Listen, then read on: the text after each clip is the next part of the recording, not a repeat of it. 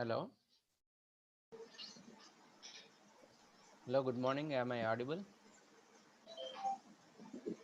Yes. Hello. Yes, sir. Audible, sir. Voice is a little bit low. Voice is low. Low, sir. Okay, just a minute. Now, Yes, sir. Okay, sir. is it okay now? Yes, sir. Is it? Okay, sir. Okay, fine. Thank you.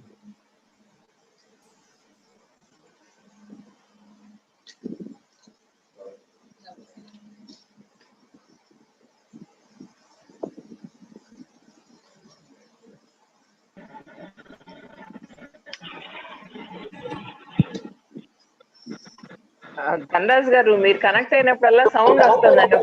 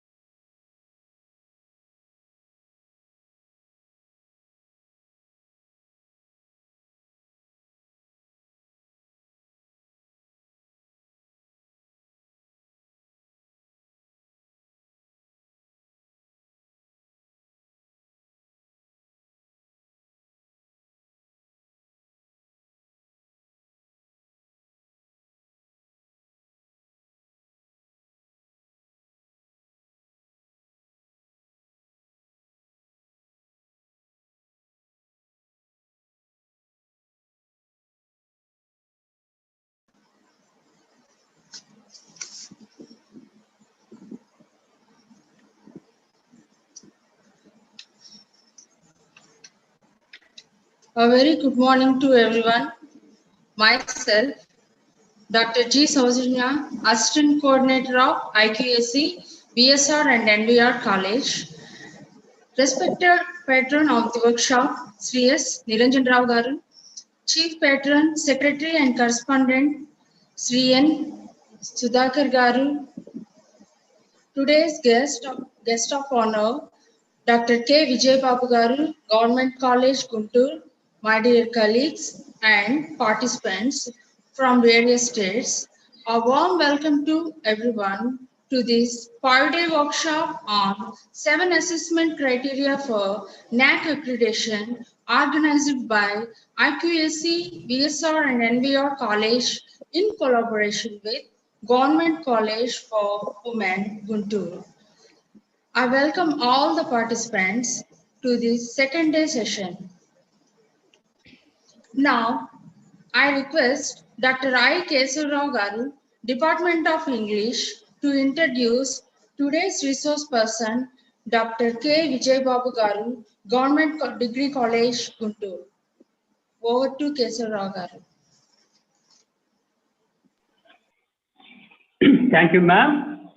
Good morning, ladies and gentlemen. This is Dr. I. Keshavarao from Department of English.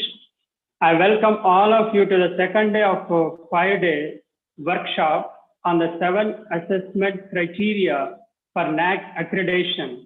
It's my great pleasure to introduce the outstanding speaker of second criterion, Dr. Vijay Babu Koganti, Professor of English, in charge of the department and Vice Principal of Government Degree College for Women, Guntur.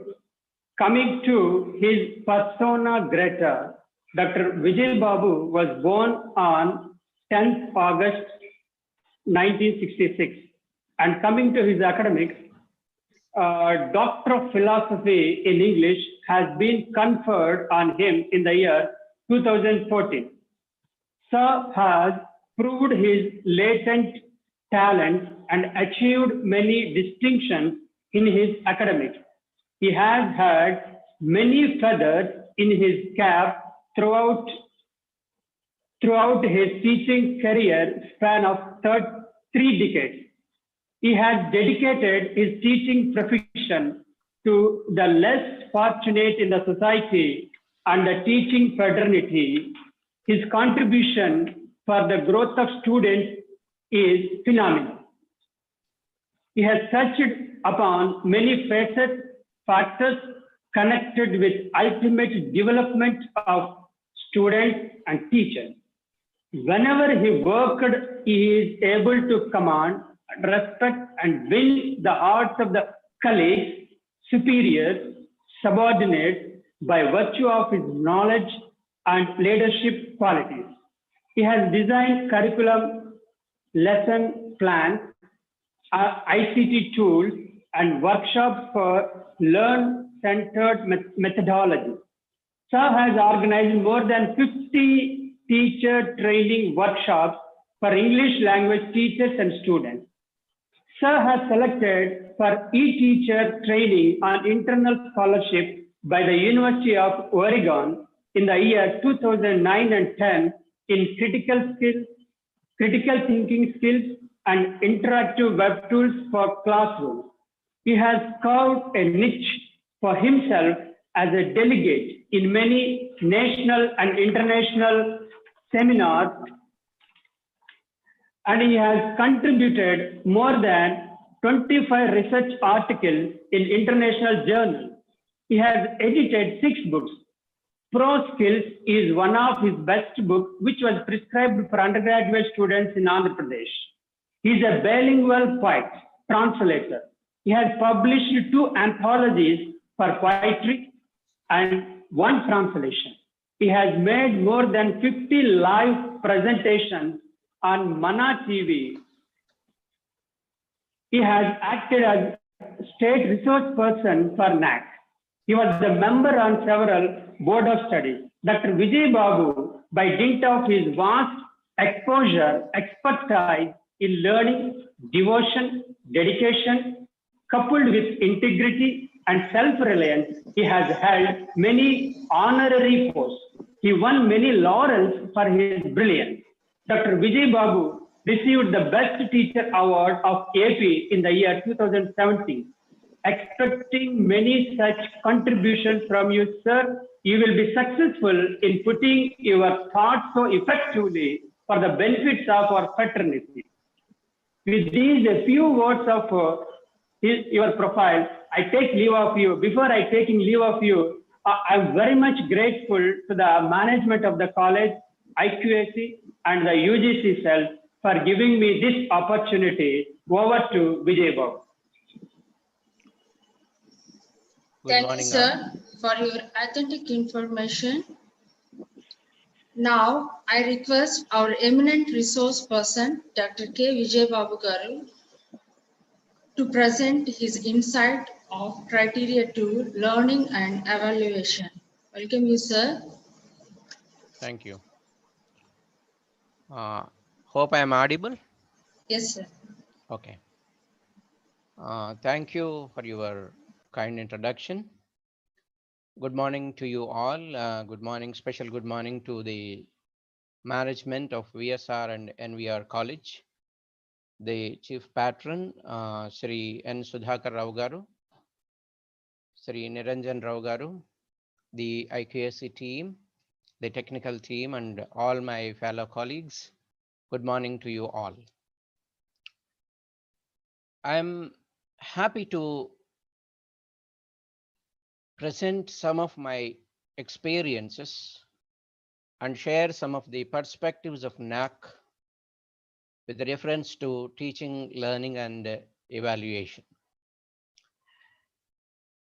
You might have heard the inaugural speech of Sri N. Sudhakar Garu and Dr. Leela Mohan Rao Garu.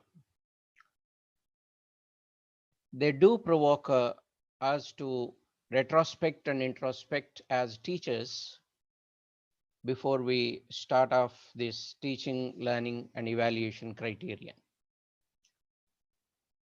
When NAAC has come up with the revised accreditation format, there was a lot of uproar and criticism.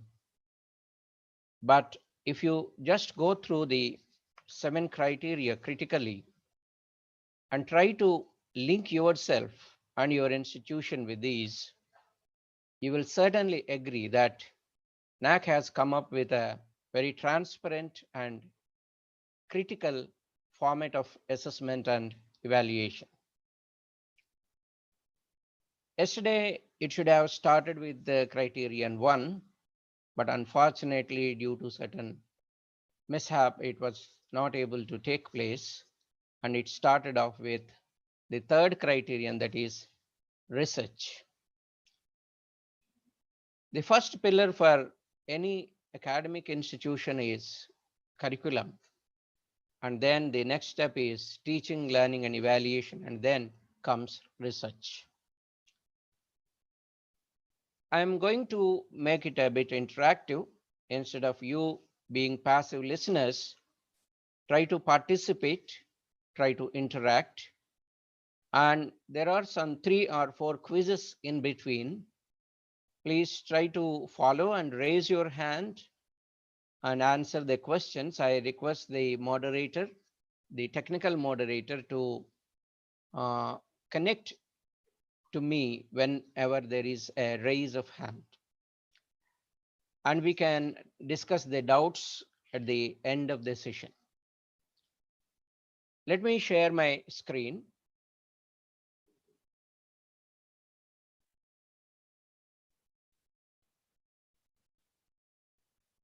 Hope the screen is visible. Yes, Hello? sir. Visible, sir. Visible, sir. Okay, fine. Thank you.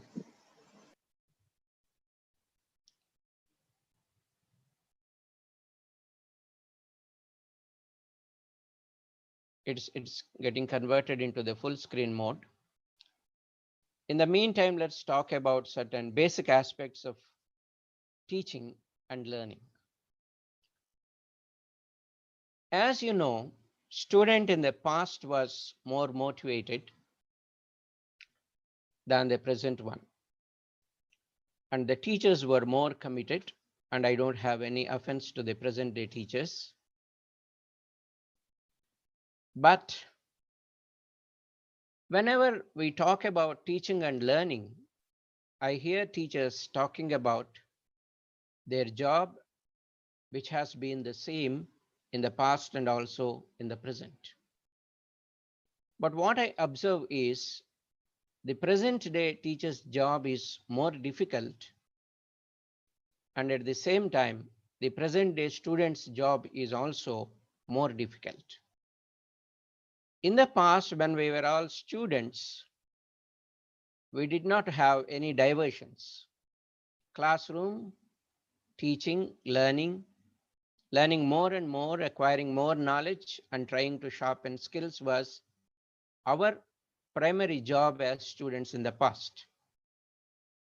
But now please observe how the modern student is getting diverted because of technology. Technology is both a bane and a boon if it is used properly and if it is not used properly too. The present day student has many challenges, and that creates a bigger challenge for the present day teacher. We have to bring the student into the class with all his mind and soul with our teaching skills. If your skills are not sharpened, if you still use the outdated methodology, if you still want to pursue your lecture method, you cannot succeed in the present day classroom scenario. So why is it difficult? Let us try to observe why is it difficult. We see some of us very unfortunately still think that the aim of education is the knowledge of facts. No, it is not just facts. If you do not combine with values, your knowledge is useless and it cannot get transformed into wisdom as observed by Bertrand Russell. The present topic, teaching, learning, and evaluation, the present session has the following objectives. After going through the presentation or after listening to that, I'm using the word listening. After you listening to that, you will develop awareness about the criterion, and also you will be able to prepare the document related to the criterion in the given context. With these objectives, I start off my session.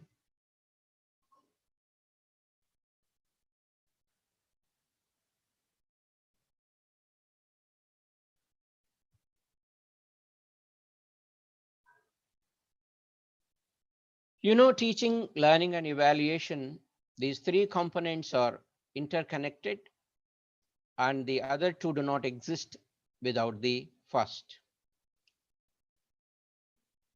It is very important because all our primary stakeholders are connected with that. If it is not qualitative and effective, if it is not outcome based, the whole building will collapse down.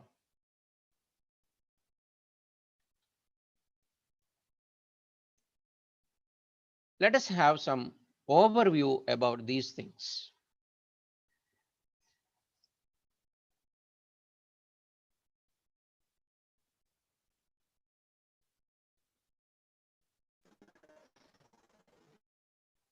This teaching, learning, and evaluation, if you can think of basically, if you brainstorm about these things, it deals with our teaching, students learning, and the process of evaluation that is taken up by the institution. This focuses on the efforts of the institution to serve students of different backgrounds and abilities through effective teaching, learning experiences. Please understand the underlined words and phrases. The efforts, it tests the efforts of the institution through effective teaching, learning experiences. It focuses on the interactive instructional techniques that engage students in higher order thinking and investigation. I need your special attention to these underlined parts of these bullets. It focuses on the interactive instructional techniques that engage the students in higher order thinking and investigation. We should know what is lower order thinking and higher order thinking and why higher order thinking is preferred. It also demands an investigative ability among the learners. It also probes into adequacy of the techniques used to continuously evaluate the performance of teachers and students. It's also a major concern of this criterion. Let us try to. This is not a quiz, and kindly don't raise hands now. If you have queries, we can discuss at the end. And when there is a quiz, when there are questions, you can raise your hand and we will be able to discuss that. Okay, let us have a look at this overview once again. This criterion focuses on what the institution is doing to serve the students of different abilities and different backgrounds, geographically, sociologically, and mentally, intellectually. How is the institution catering to the different needs and backgrounds of the abilities? And then how, through effective teaching, learning experiences. You see, the objective is not just teaching, learning experiences. It is effective teaching, learning experiences. How effective it is, your teaching is and the learning is. Whether you are following the interactive instructional techniques, how is the instruction mechanism, whether it is interactive, whether it is teacher-centered or student-centered, whether your teaching is helping for higher order thinking levels and a question of inquiry, investigation, critical thinking skills. It also talks about the professional development of the faculty, whether the skills and knowledge levels are adequate, whether they are competent, whether they are upgrading skills professionally to handle the programs of study, and then the evaluation pattern, which should constantly evaluate the performance of teachers and students. If you have this idea in mind, we can understand these things in a better way. As Dr. Leela Mohan Rao Garu was saying yesterday, we have quality, we have different parameters, we have different kinds of mechanisms. But how far are we trying to document it? How far and how successful we are in quantifying these qualitative terms? The technique, here there are two things. As he was talking about surface learning and strategic learning, we need to have strategic kind of approach if you want to prepare a record, and qualitative learning if you want to develop the quality. Both these points are very valid. And now there is the first question. Please have a look at it, and you can raise hands and you can discuss now. What is teaching? Let us start off with this question now. What is teaching? Is it delivery of information? Delivery of meaningful information? Instructional delivery through well-framed objectives and outcomes? And delivering lessons in an interactive way? What is teaching? What do you think about teaching?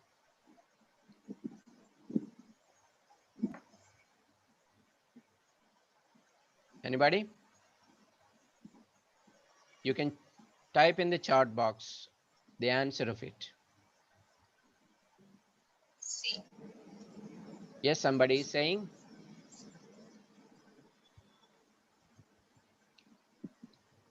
Somebody said C. Hello? Yes, sir. Yeah, can I know the name of the person? Dr. G. Om Prakash. Dr. G. Om Prakash. Yeah, Dr. G. Om Prakash, can you please explain why C is the correct answer?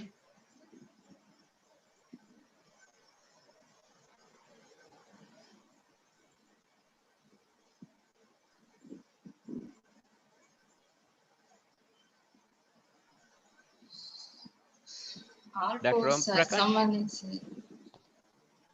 Yes, can I know? Just one explanation why C is the correct answer.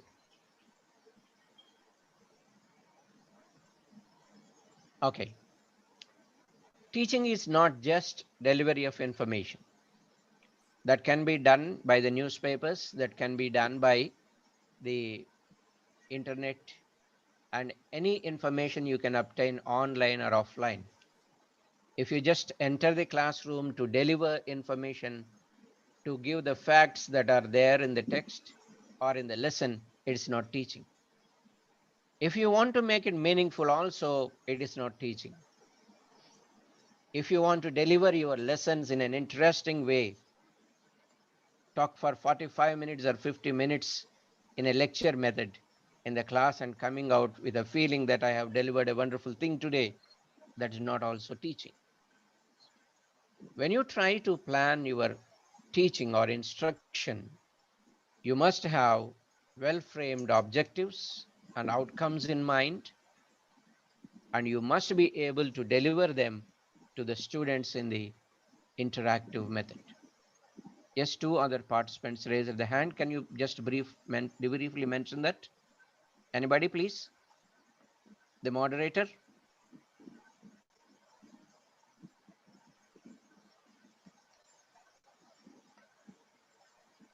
Okay. Let's now try to discuss some of the important aspects. NAAC, or the second criterion, talks about the student-centered classes. Let us examine if our classrooms are really student-centered. As long as the teacher dominates, as long as the teacher talks and talks and talks without allowing the students to interact or talk, it is not student-centered classroom. When the teacher becomes a sage in the class, when you go to a sage, you abide by everything what he teaches. You do not question. You just follow meekly like a lamb. If you just follow your teacher, if you do not raise or make any question, if you do not allow your students to do these things, if you only dominate as a sage on the stage, you are not creating a student-centered classroom. If you can make some room for the learner, for interaction, for participation, for a debate or a discussion, it will be a student-centered class. As long as we speak, we talk, the students will be passive listeners.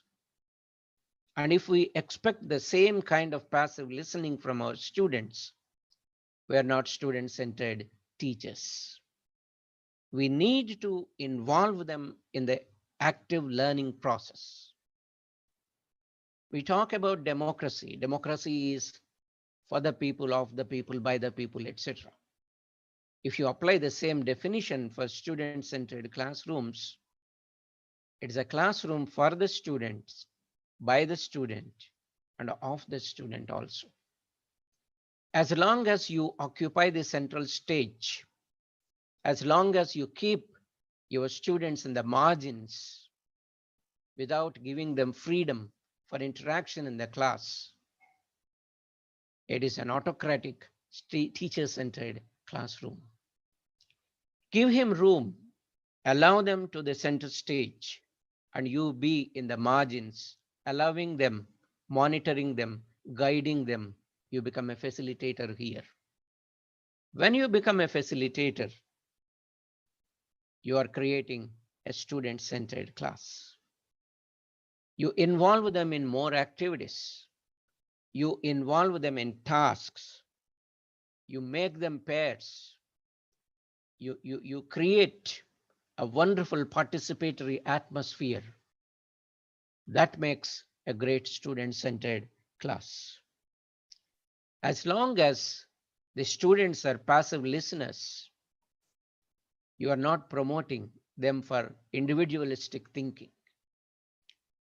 When the students expect everything from the teacher, explanation, notes, material, and everything from the teacher, how can they be independent learners? Just think about it. So, are you creating student-centered classrooms in your institution? That is the first demand by the second criterion. And the second input is your instructional strategies and objectives. When we started teaching career, we were not trained. As we were not trained, we used to walk into the classrooms and deliver lessons in the lecture mode. We were not even using technology because there was no proliferation. Technology was not in our support at that time. But now you have technology. But now you have so much of training available on the net and off the net. If you do not properly design your instructional strategies with student-centered objectives, you cannot do anything. And also, this criterion focuses on outcome-based education. How are you making your education or teaching outcome-based? UGC is now talking about graduate attributes, several other big terms, big words. But if you think basically, when we were all studying, when we did not listen to all these big words, even then we were achieving our graduate attributes, thanks to our great teachers who had vision and who motivated us. And we should be equally focusing on such graduate attributes even now. And then understanding students' needs and abilities, the learning mechanisms. This criterion also focuses on formative and summative evaluation. You know, when parents send their wards to the institution for higher learning, what do they expect? They want them to become good communicators. They want them to become useful social citizens. They want them to become good employees, or at least they must be having employability. And these are the basic things the parents expect when they send their children to our institutions. These are the graduate attributes. If you reframe them, use them in big words on the big screen, these are the basic things the parents expect. And NAAC is also asking whether you are catering to these needs of learners. Let us focus on these things. I talked about these things already. And let us focus on the student talk time and teacher talk time ratio in the class. Let us go back to our own classrooms. Yeah, we are all great teachers. We are all good teachers. We are all committed teachers. We are all motivated.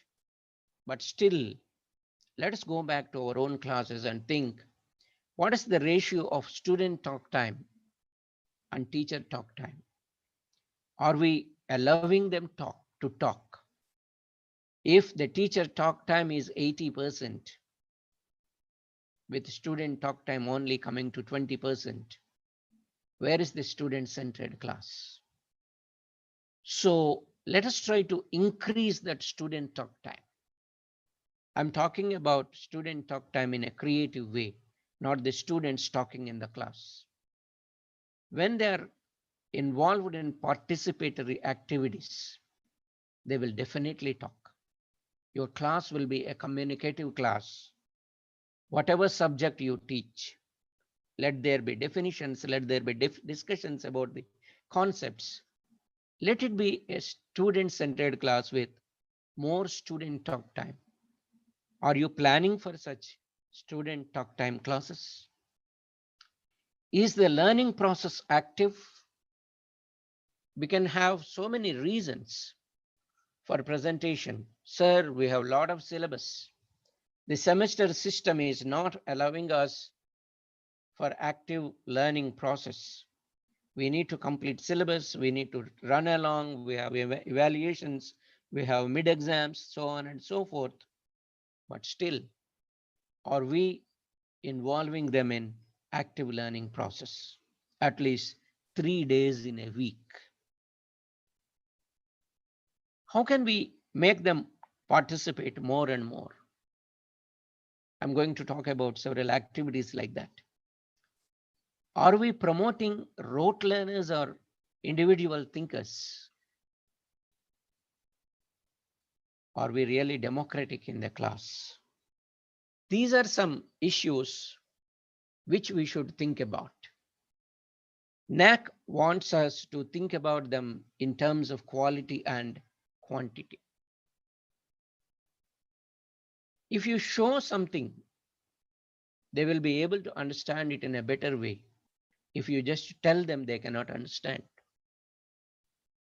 If you involve them in some activity, they can learn more. Whatever we teach, how best we are trying to teach, if we do not involve them in an activity, as Confucius says, they cannot be learners basically. So to achieve this kind of learning, we should stop being sages on the stage. We should not be the sages in the classroom. We should be co-learners. We should be facilitators, allowing the students to talk, allowing active learning, allowing more participation, and developing individual thinking. And we should be more flexible, more democratic, and we should be also like co-learners. Dear friends, let us just think about one thing. The present day bright student need not come to our classes. He can just browse through internet. There are many things available. There are many YouTube lessons. There are wonderful presentations by great scholars and professors on the YouTube. And the student need not attend our classes. Maybe it is the slow learner that may need our guidance, but an active learner, a bright student, need not attend. Then what should be your strategies to attract the bright student into your class? What should you do? You should race with the present generation. You should use the same technology which has become a bane in the life of a bright student. You have to use it as a boon. You have to use it as a weapon. And we should be using technology. We should be using very interesting techniques to attract the bright student into the class. And when you make him a guide for the other slow learners, a leader in the class, he will be supporting you, and your classes will be more and more interactive and vibrant. Are we doing this? This is one aspect of NAAC's observation. NAAC has not designed anything new, anything strange. It is only asking what we should be doing as teachers and what we should be offering as teachers, what we should be performing as learners also. A good teacher is always a constant learner. I think you will agree with this. And then coming to the instructional strategies and objectives.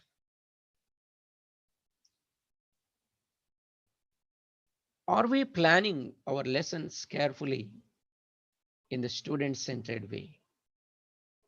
Lesson planning is a very, very important step here.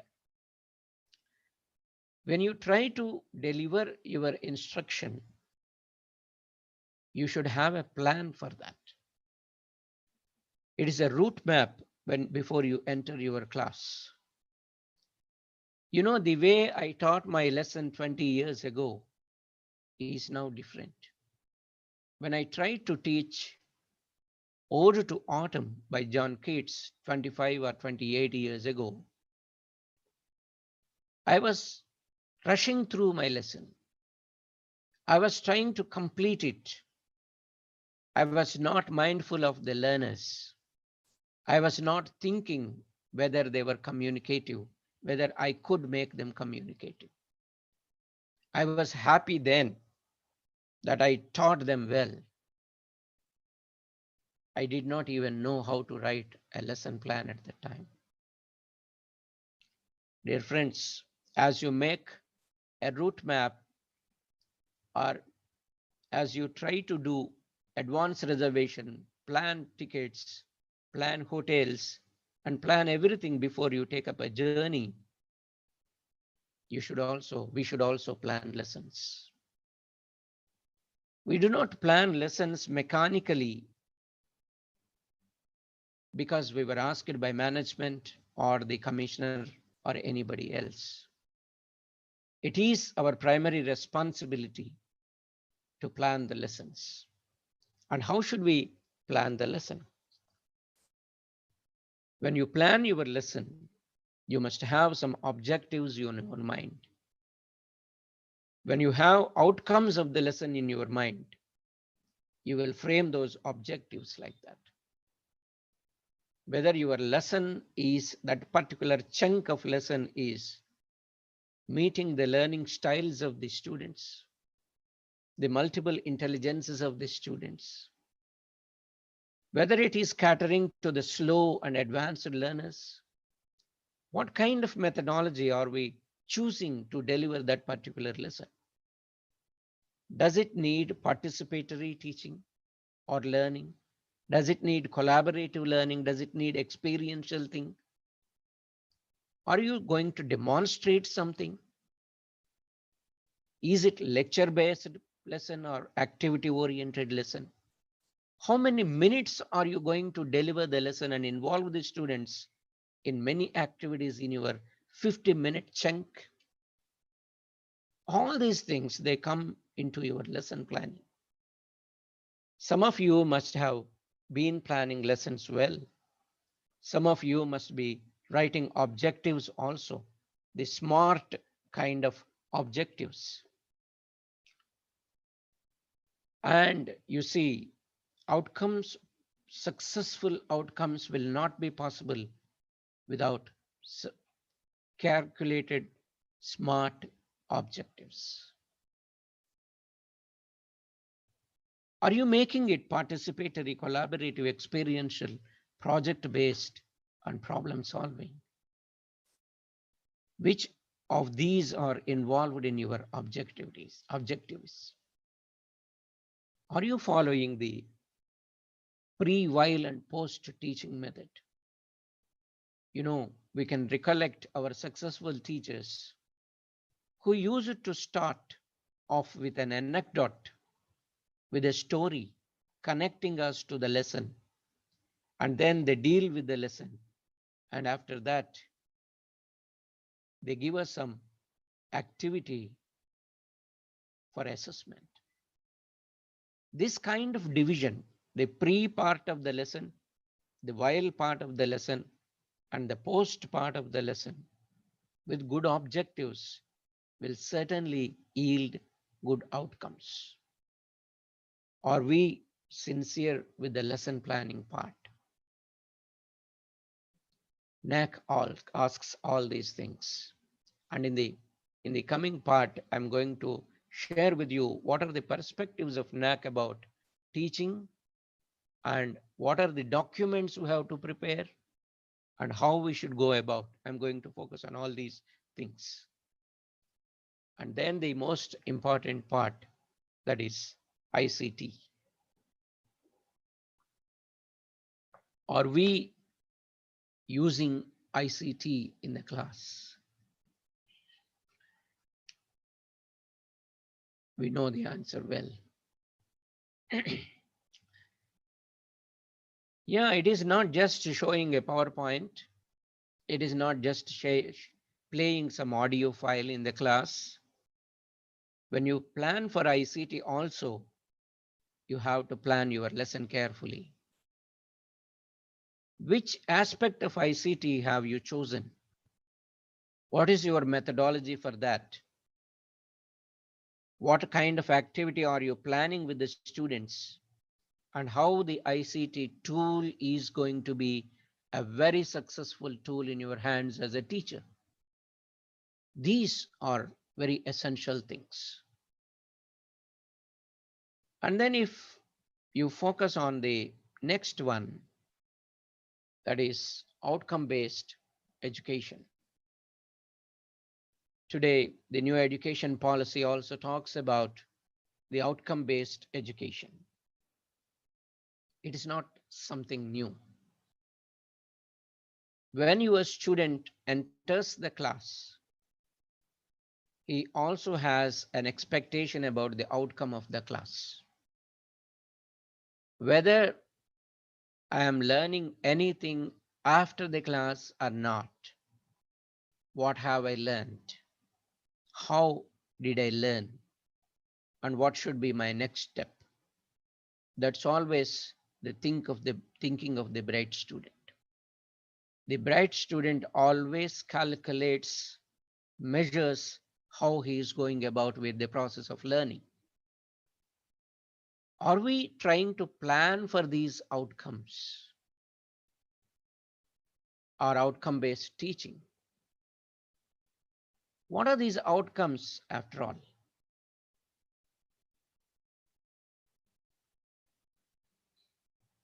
You should think of course outcomes, which lead to the program specific outcomes and which lead to the graduate attributes. How are these things planned? If you have had completed that curricular aspects yesterday, you must have had an idea about these things. When our curriculum designers plan some curriculum, when they plan some courses in the program, each course must have some outcomes, and all outcomes put together become program outcomes or program specific outcomes. Suppose a student opts for BA English Literature or Special English, whatever you call. Each course in the program should contribute for the development of his knowledge and skills in that particular domain, that is English literature. And all these put together, they become the program specific outcomes, which say that the learner, after completing the program, is capable of talking about literature, mastering literature, becoming employable in a field that is connected with English literature and English language. He can aspire for becoming a civil servant. He can aspire for becoming a teacher. He can aspire to go in for higher education in English literature, etc. So when you plan your lesson, you should study the course outcomes carefully. When you observe the course outcomes, all these course outcomes will address the needs and outcomes of each unit. If there are 5 units in the course, the unit outcomes will contribute for the course outcomes. So, my dear friends, when we try to plan our lessons, the lesson outcomes should match with the unit outcomes. And for this, you have to keep the big picture in mind, the course outcomes of that particular course. When you have the course outcomes in mind, you think about the unit outcomes, and thus you will be able to plan well your lesson outcomes. But unfortunately, this kind of thinking is not taking place. These are not my negative comments, my dear friends. These are some observations which, as pre-team visit member, when I go to some colleges, when I go through some of the teaching diaries and lesson plans, I observe these things. When you do not have a plan or a focus on the outcome of your lesson, you cannot plan well for the course. And if you fail to plan, you have to get ready for failure. You have to plan for failure. So these outcomes are very essential. And this kind of outcome-based education, every assessing institution is focusing on. Even now you are expected to do that. And you see the different changes that are coming after the announcement of the new education policy. So the lesson outcomes will lead to unit outcomes and they become course outcomes. Okay. So at least, if not before the instruction part, are we retrospecting? Are we introspecting? Are we focusing on the delivery part of our lesson? After each class, when you go back to the department, are we trying to think what has gone well, what has not gone well in the plan, which activity worked and which activity did not work? Which activity was successful in making the students talk and participate more? Are we focusing on all these things? So we should focus on the smart outcomes strategy of Bloom. The objectives or outcomes must be specific, measurable, achievable, relevant, and time oriented. I'm going to talk more about these things in the next coming part. So NAAC is also focusing on that. It is not just NAAC is focusing. Are we doing that? And then are we focusing on, as I have already presented, are we focusing on the domains, different domains that will shape the learner, the affective, cognitive, and psychomotor domains? And then the next aspect is understanding the needs of the students, needs and abilities of the students. In the beginning of the session, in the beginning of the academic calendar itself, are we focusing on the needs of the learners? What do they need exactly? Are we trying to use any diagnostics tool to test their learning needs? What do they need exactly? What are their expectations? Where they are strong at and what they need more? Are we focusing on all these things? You see, we start off with a bridge course, fine. And what goes into the bridge course? Maybe the syllabus which we prepared for the last year's batch goes into that. But you see, friends, each batch is different. Are we trying to interact with them in the beginning itself? Are we trying to identify the needs and then prepare a course to bridge the gaps? Are we trying to identify the slow and advanced learners in the beginning itself? Are we focusing on the learning styles? You see, if you check your learning style also, are we visual learners, auditory learners, kinesthetic learners? You see, some of us respond well to the visual learning part. When you see something, you respond. When you read something personally on your own, you respond, you develop. Some of us listen to and develop. Some of us are active members. We want movement. If we are engaged in any group activity, we learn more. Some of us are active learners, some are passive learners, some are slow, advanced. So are we trying to, in a class of 50 or 60, are we trying to identify the slow and advanced learners, the styles of different learners based on visual, auditory, or kinesthetic modes? When you understand these things, when you understand your learners well, you will be able to monitor the teaching learning process carefully. When you buy a new vehicle, you should try to understand the vehicle first.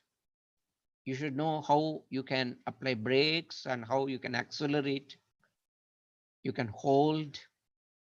When you know these things, your journey will be quite comfortable, enjoyable, more and more enjoyable.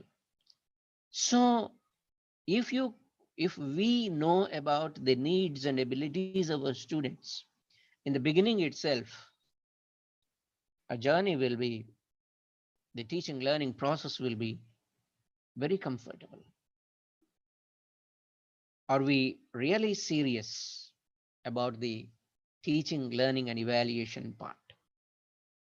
If you can recall yesterday's inaugural speech by Sri Sudhakar Garu,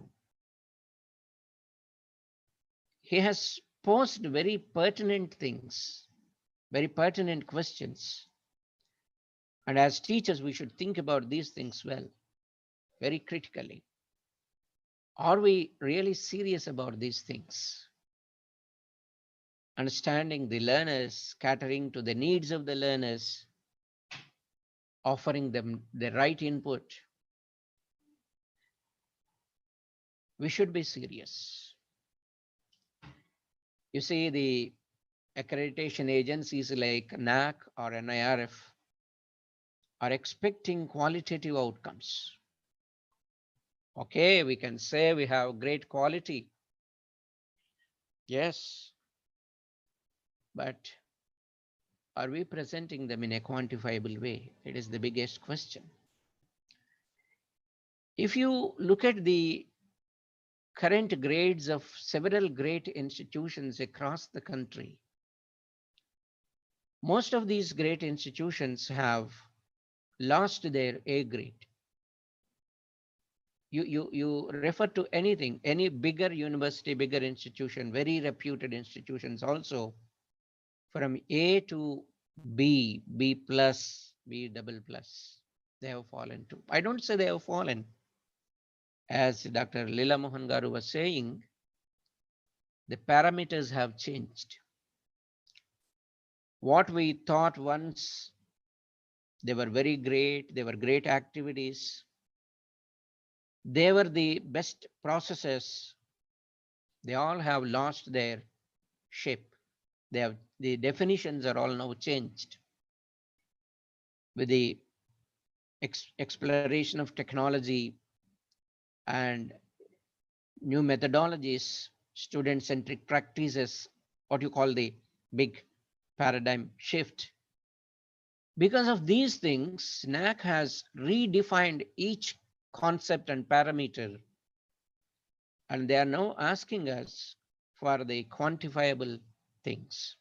How can you transform your qualitative input into quantifiable input? And then the formative and summative evaluation, if you just observe. And some of you must be having a very great idea about the process of evaluation, both formative and summative. Formative evaluation is the evaluation done at the formative stages. Formative stages means right from the beginning, at every part of it, at every stage of it. And then the summative part is at the end of a chapter, at the end of a unit, and at the end of that SEM. I think we know, we are very comfortable with these definitions and terms.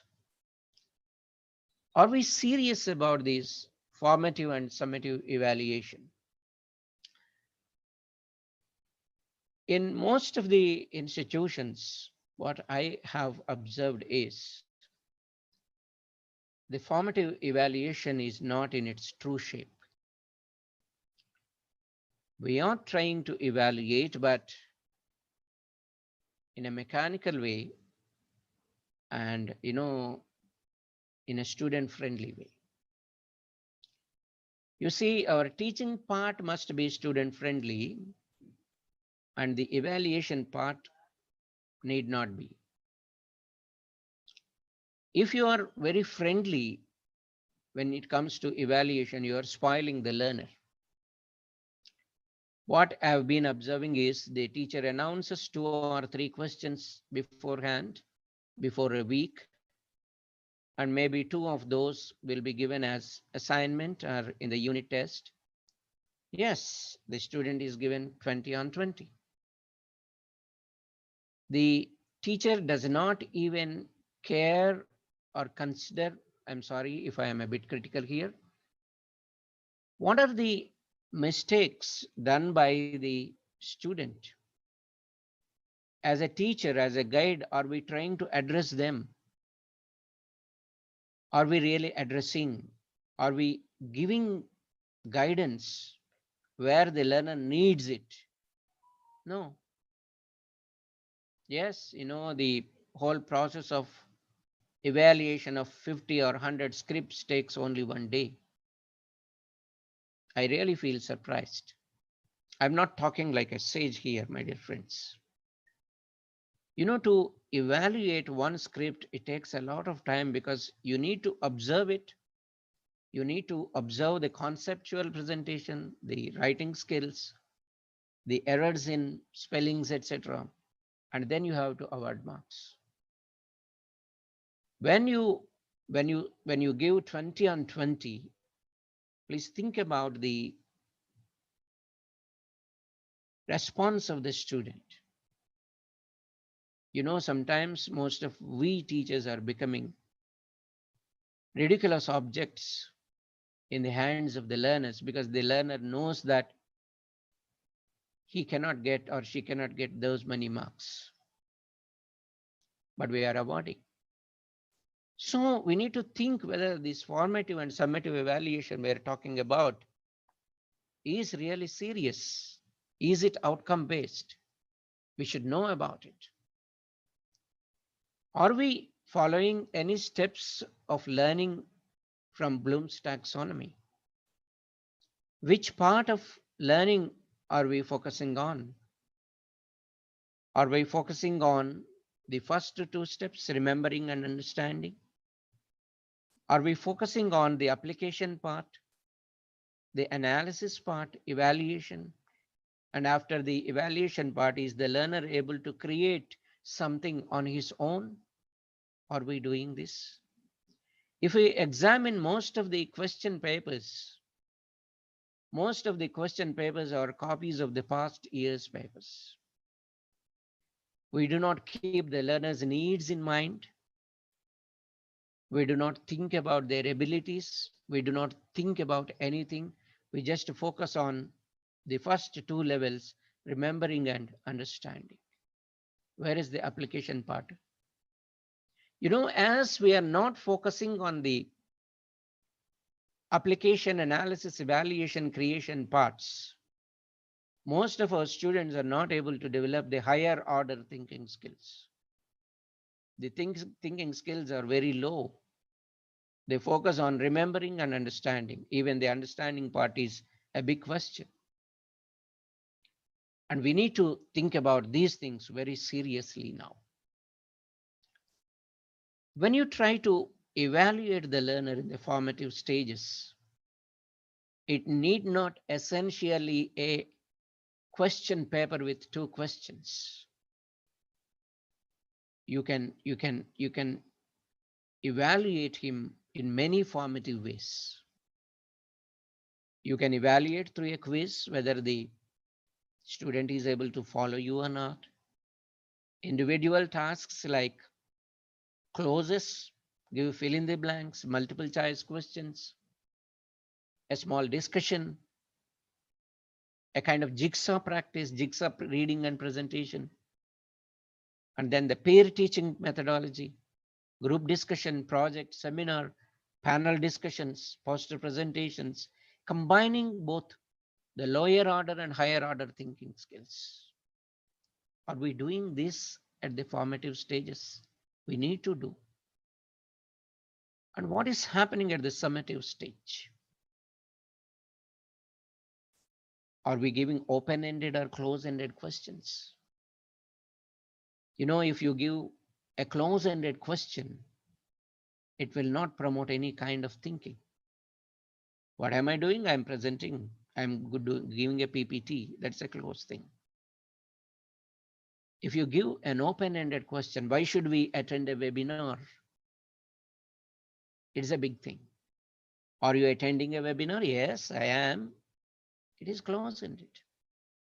So is your summative evaluation, is it helping the learner to achieve the outcomes of the course or the program?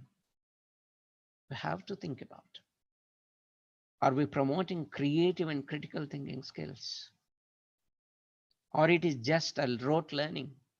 Teacher talks, student listens, teacher gives notes, student mugs it up, student vomits, we award marks. Has something taken place transforming the basic learner into an advanced learner in the process of teaching?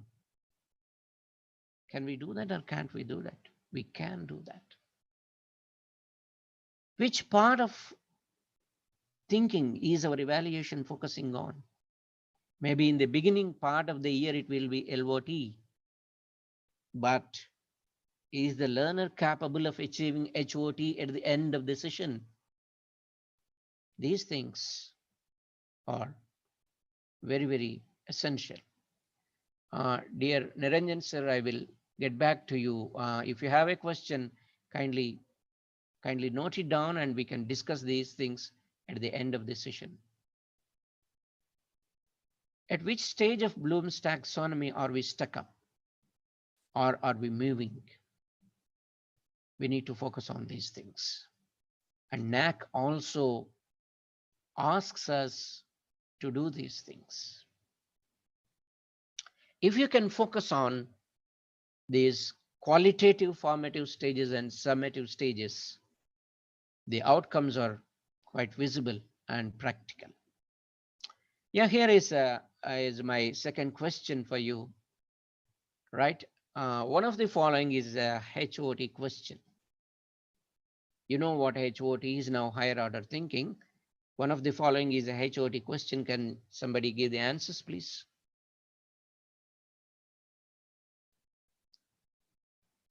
What is the HOT question here?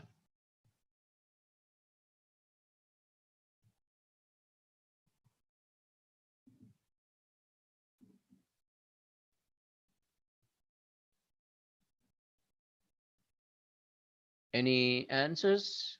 You can type in the chat box.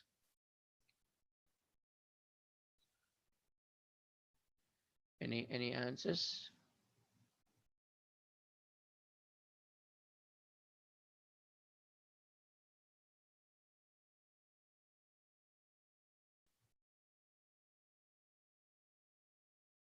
Somebody says B. Yeah, Miss Sureka. Okay, and then Biswajit Shukladas, B. Okay. Okay, anybody else? B and C, somebody says. Oh. Okay. Rajamanikyam says B. Fine, great. Yeah, great answers. Thank you. It is B because it makes you think a lot. You know, if it is just what and how is also a kind of higher order thinking, because you need to explain that. If most of the questions are with what, they are basic information questions. But when you say why or explain, comment on like this, they are all HOT questions. And you see, most of our question papers have the WHAT questions, and we need to promote to HOT questions. Thank you for response. Okay, right, and then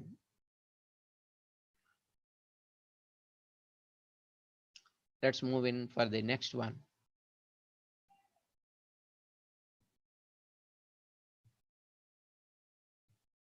So all the key indicators, NAAC focused on dividing these issues. I discussed all these things as a kind of backdrop to you. And these are fixed in different key indicators, and they are divided, or they are displayed in the form of qualitative metrics and quantitative metrics.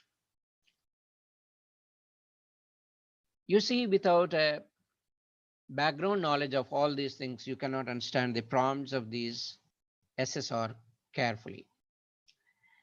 Some are qualitative metrics and some are quantitative metrics. So let us just try to focus on. For the universities, there are 34 indicators.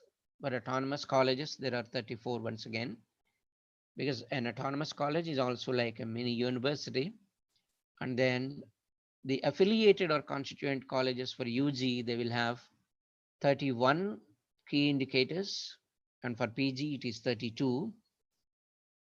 And these are presented in qualitative and quantitative metrics. Qualitative metrics are the metrics where you have to explain in words, describe in words about the quality.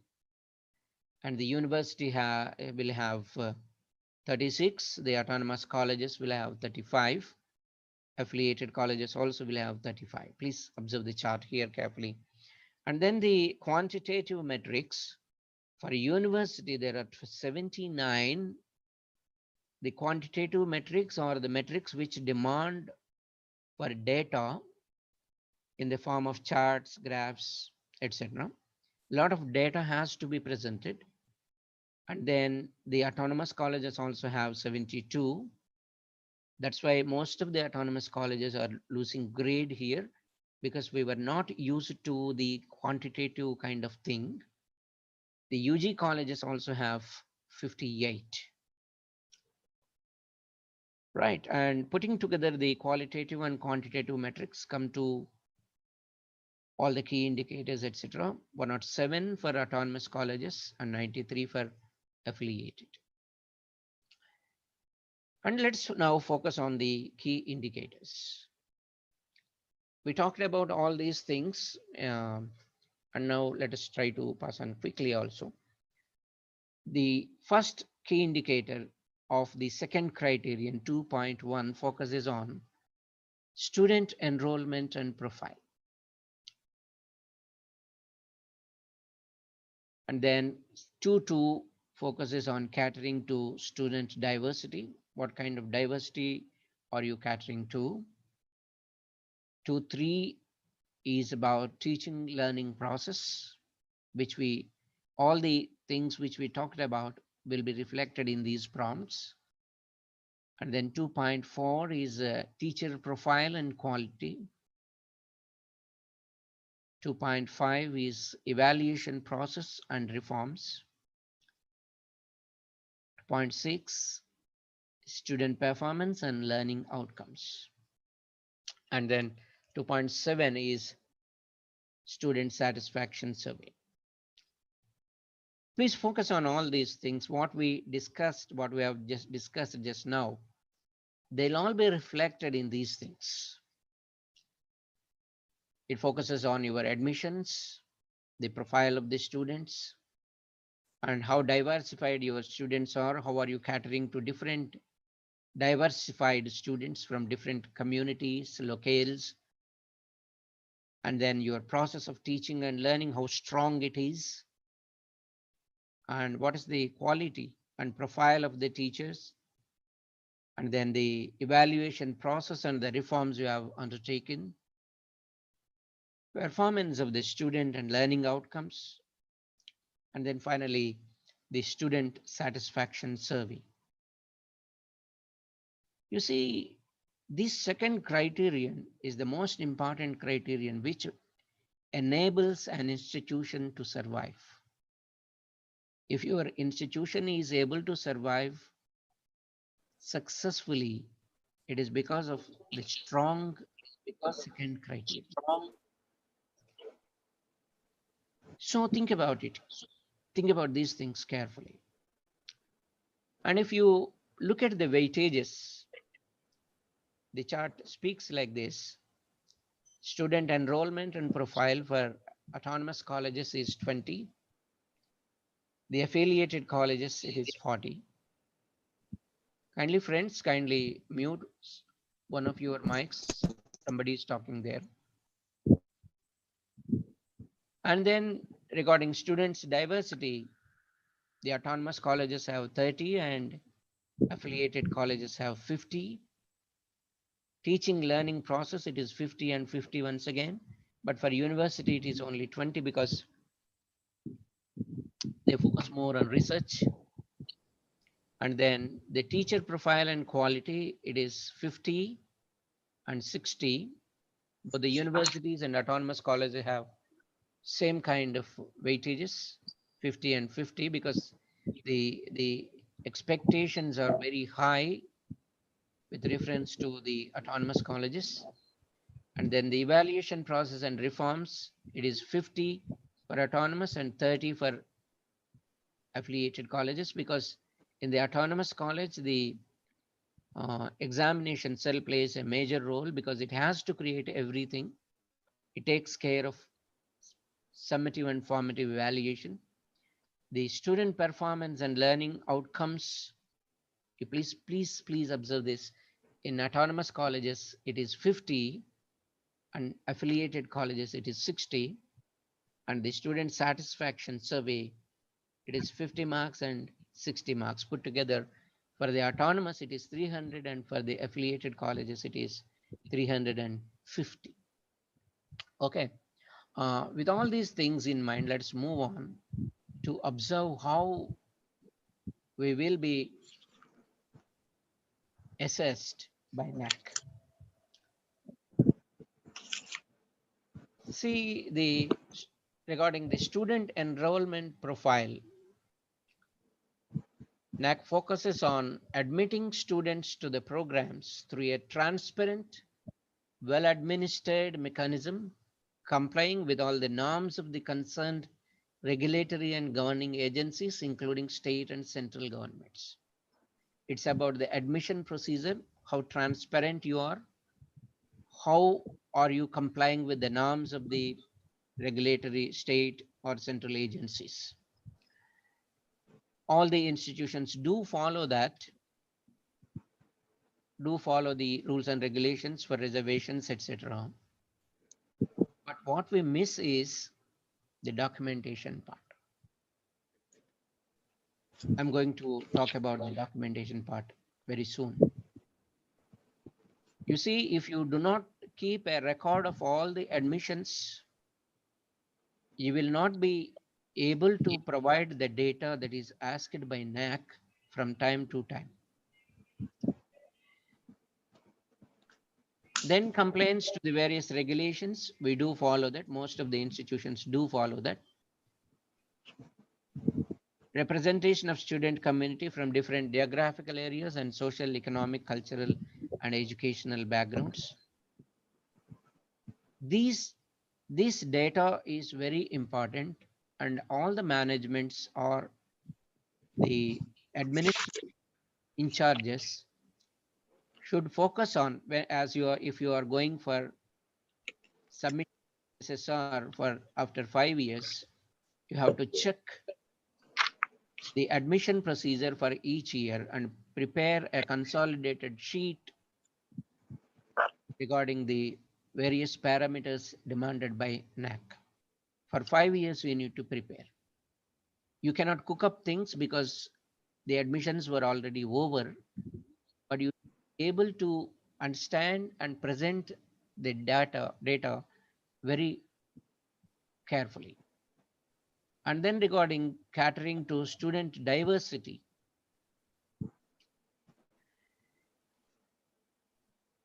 whether you are allowing students from diverse backgrounds, including backward community as well as from different locales, are you taking special efforts to bring in students from special categories? If you say yes, what are those efforts? And you have to explain them. And if you are not going to submit your SSR in the recent days, in the recent future, you can plan for these things carefully. And then reach out to their special learning needs by initial assessment of their learning levels. What I talk about, the diagnostic tests, bridge courses, etc. Understand possible variations over years and how and what is done to deal with such students. Are you able to identify the different learning needs of the students, slow learners, advanced learners, visually, orally challenged learners, physically challenged learners, etc. And how are you planning, or how have you planned to deal with such students? In the unigender institutions, it is just a boys' college. Okay, how are you trying to create awareness about women? If it is a women's college, about the other gender? Are you planning for any such gender sensitization programs and making them universal citizens? Then the third indicator, teaching learning process. You see, the very focus is on how you are using your digital resources for learning have become available. Are you making them available? And is it making learning more individualized, creative, and dynamic? We cannot just say we have 3 virtual labs, we have 3 digital labs, we have 150 computers on this campus, but how meticulously are you using them? How are you using your digital resources for individualized, creative, and dynamic learning? Please observe these adjectives. And this needs a bigger plan. And then quality of learning provided in the institution depends largely on teacher readiness to draw upon such recently available technology, supports, and also the initiative to develop such learning resources to enrich teaching and learning. You know, when we try to submit the SSR, when it comes to this particular criterion or key indicator, we cannot just say 22 teachers are using digital resources. And what are they? They will ask immediately. Okay, PowerPoints. If you just say PowerPoints, the next question will be, are the PPTs prepared by the teacher? Please observe the indicator here. It is not just that, is the teacher ready to draw upon such available technology, and also he must have the initiative to develop such learning resources. Is the teacher designing any such learning resources to enrich teaching and learning? Are you using Google Classrooms? Have you designed MOOCs courses? Are you using any tools developed by you? These are the questions asked. And if we say, even after a lot of exposure to technology, if you say, I can happily deal with a PowerPoint, it's not the right answer. You see, apart from your PowerPoints, okay, you use a PowerPoint, but how interactively you are using it? How are you trying to enrich your teaching and learning with that PowerPoint? Not there, NAAC is not just happy with the PowerPoints. You have to bring in as many tools as possible. If you go a step ahead, you should be able to design those tools. That's what is expected of an institution. When it is about the autonomous college, the expectations are more. All the teachers should be trained, all the teachers must be equipped, and all the teachers must be ready to design and use and enrich the teaching learning process. With these expectations, when NAAC has these expectations, when we try to, or when we do not try to please them, or when we do not stand up to the mark, it will be a sad thing. Dear Dr. Ekala Matsudan Rao garu, I will get back to you. At the end, we can have a discussion. Okay, bear with me. Thank you. And then about the teacher's familiarity with the learning management systems, LMS. Other e-resources, what are they available? Which resources are available? And how to meaningfully incorporate them in one's scheme of teaching and learning. You say we can have a lesson plan for the theory, we can have lesson plans for other things, and we can use any LMS or any e-tool without any lesson plan. You cannot say that. Even when you try to use an e-tool, there is a plan, and you should show how your e-tool is going to be used for a successful outcome and how it is a part of your scheme of teaching and learning.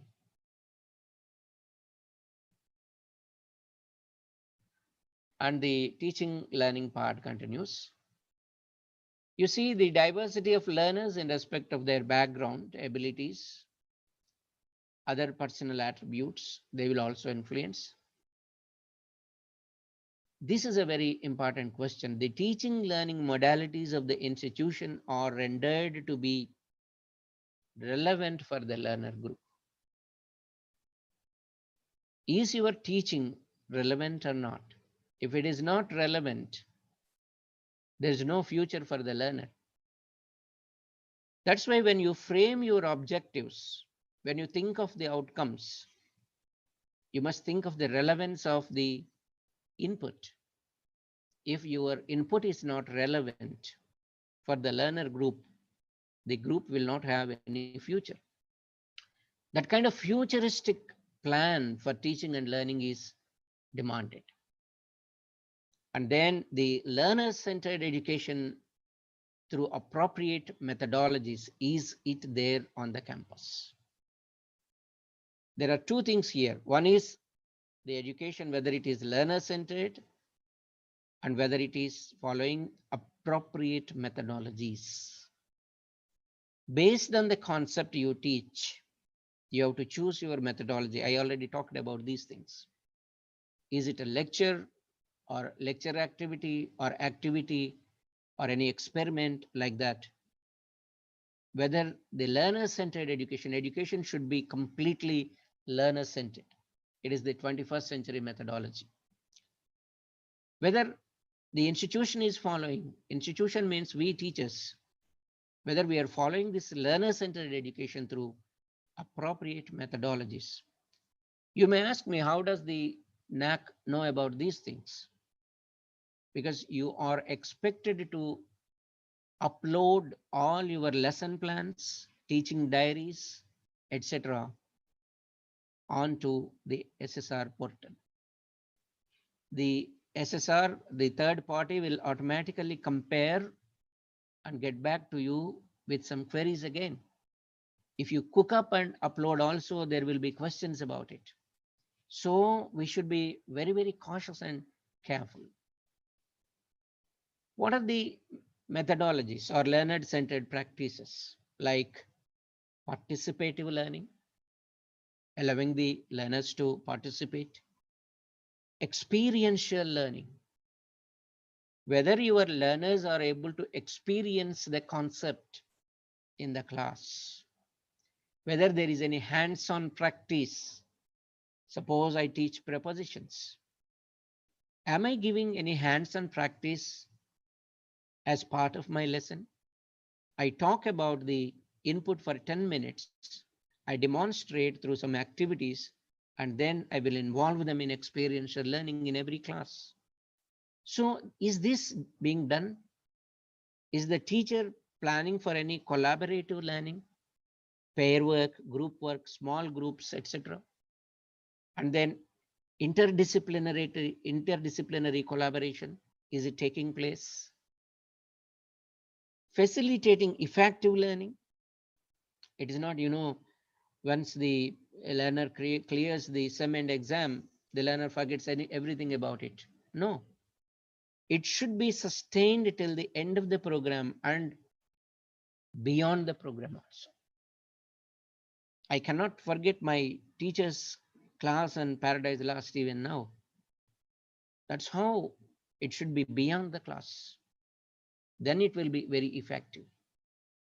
And then a variety of learning experiences. Once the learner attends your class, a lot of learning experiences. He should be able to enjoy a lot and get back to your class once again. You see, some of we teachers experience this. Wherever you go, your pet student follows you, asks you, sir, can I sit in your class once again? Including individual and collaborative learning, and then interactive and participatory approaches. A process of construction of knowledge and also skills. These things are tested by NAAC. These are not new. These are the practices which we do, but we need to redefine them. And then the teacher profile and quality. It tests about the quality of teachers in terms of their qualifications. You see, once you achieve or acquire a job, once you are into a job, you see, we should not forget about our qualification. We should try to constantly upgrade or knowledge, skill, and also qualifications. And then the teacher characteristics. What are the characteristics of a teacher? A teacher is a professional. We have certain intellectual traits, intellectual standards, great creative and critical thinking skills. You know, we should be, I just can't say the term role model is a relative one, but we should be a model for society. Do we have those characteristics? Or the teachers of a particular institutions do have these qualities? And about the recruitment procedures, about the vacancies, etc., and the availability of faculty, maybe guest faculty or contract, and then the professional development and recognition of teaching abilities. Is it being done? Are the teachers learning and keeping themselves abreast with the latest developments? And the last one, very interesting one, please observe, whether the teachers are able to innovate, continuously seek improvement in their work, and strive for individual and institutional excellence. You see, once when I was acting as a coordinator, when I was interacting with the peer team chairperson, when he discussed while on the way, when he discussed these things, what about my qualifications, upgradation, etc. When I was sharing these things, he immediately asked a question. Okay, this is all your individual growth, individual excellence. How is it connected with the institution? Yes, you know, whatever I learn, I try to pass it on to my students. When I write a book, it is for the student community.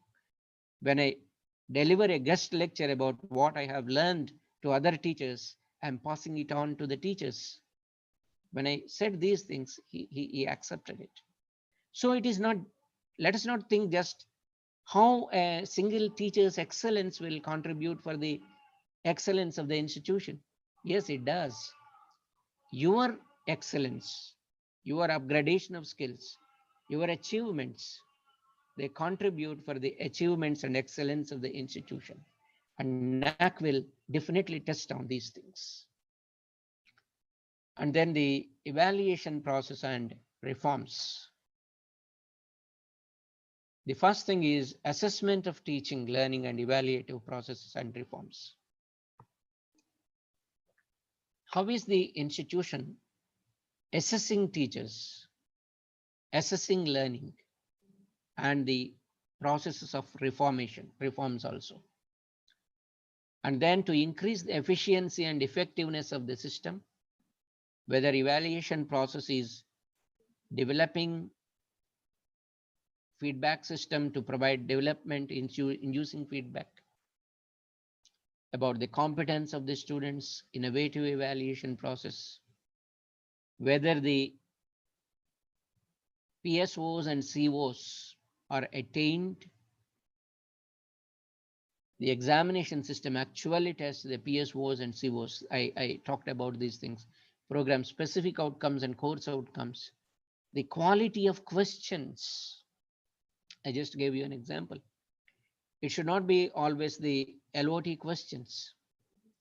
If we compare some of the question papers of the SEM examinations, and I, as the in charge of the department, I also go through. When I see them, you know, I feel very disheartened, because the question paper setter does not even think of correcting the errors in spellings before sending the question paper. When the question paper setter sends the questions with several grammatical errors, how can we help the students? Tell me. If we are not careful about preparing a question paper, you know, in the BOS, you prepare a question paper and you send it out. And how sad it is if the question paper setter takes the same model, same question paper and sends you back. What kind of evaluation are you offering? Tell me. So these are the things. The COE, controller of examination, and the whole team have to check up. And what kind of transparency in the internal and external evaluation forms? The teacher announces the questions beforehand. The teacher says only 2 questions will be given in the slip test or exam, mid-exam, and the same 2 questions are given. Are we really testing? Are we really evaluating? That's why, as we are not bringing in several reforms, we are not able to stand up to the expectations of NAAC. We are losing grades. It's not just a one-time activity, my dear friends. When you submit your document to the NAAC, you have to be very thorough with all the procedures. You must know these procedures well, understand, internalize, implement, and then get ready for NAAC. With all these loopholes, if you say, I'm ready for NAAC, we need to introspect and retrospect. I may sound emotional, but these are the things we are missing.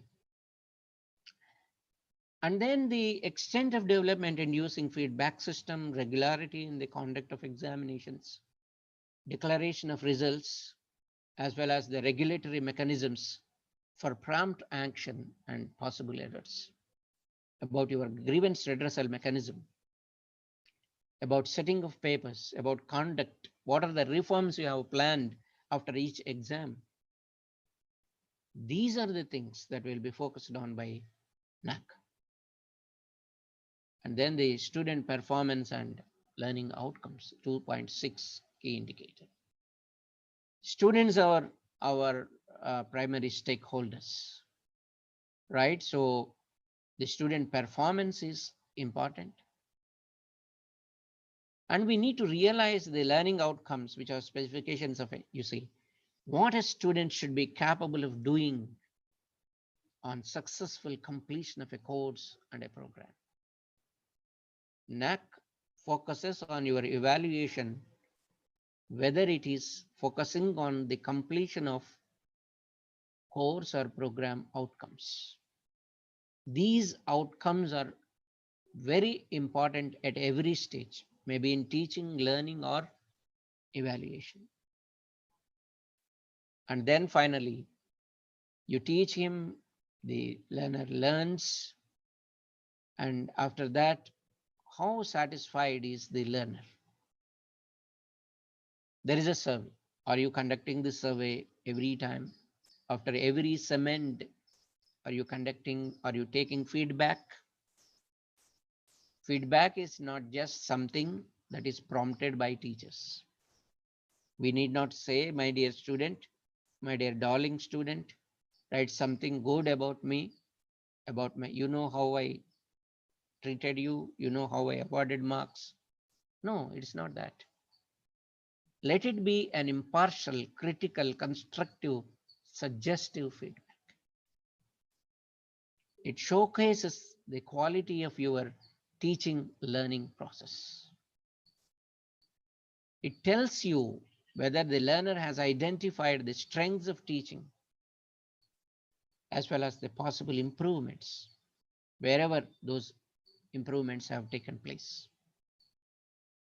The outcome of student satisfaction survey is to make learning a meaningful and happy process.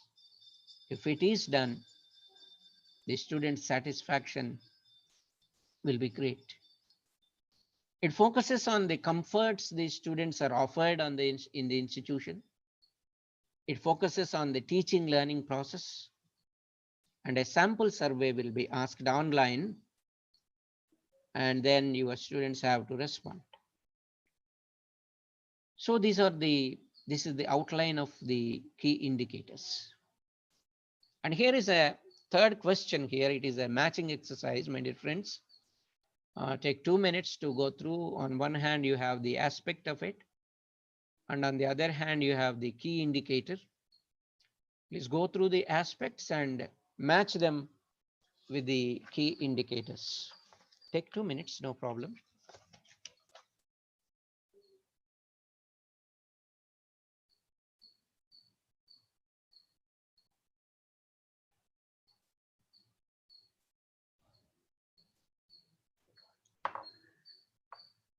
If there are any responses, you can share.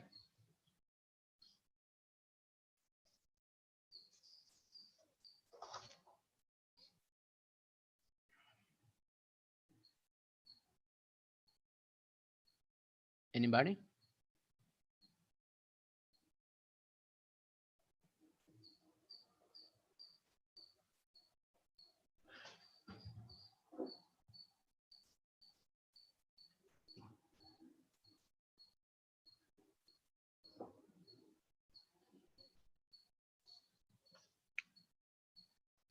I see some videos here. Kindly, can you please mute your videos, please? Okay.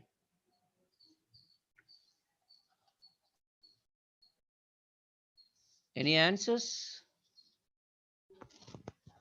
Any responses?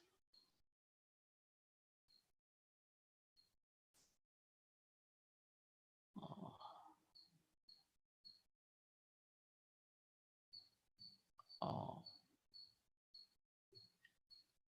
Okay, from Dr. A. Gangadhar Rao, B4, D2. Okay. Okay, B4, D2. Okay. Some K. Jonathan Israel, A3, B4, C1, D2. Okay, fine. D2, C1, A3, B4. Okay. Okay, good. Gangadhar Rao, A3, C1. Okay, good. Fine. Thank you. Yes. Yeah, it is A3. That is learner-centered education and teacher as facilitator. That corresponds to teaching learning process. That's good. And then special efforts to bring in students from special categories. Okay, fine. Catering to student diversity.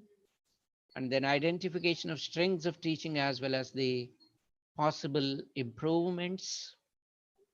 Student satisfaction survey, good. And then teacher characteristics and qualification corresponds to, okay, good. Teacher profile and quality. Great. Thank you. Thank you very much for your responses. Okay, now let's move on.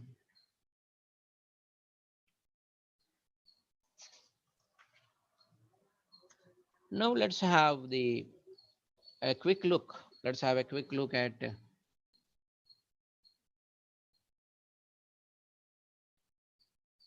the perspectives of NAAC on teaching, learning, and evaluation. Sorry.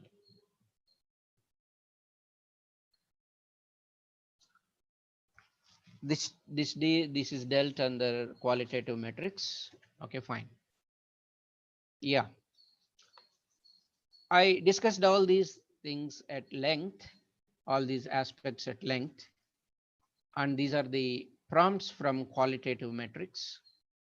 It talks about qualitative metrics are the metrics which you can describe, explain how well they are being done in your institution.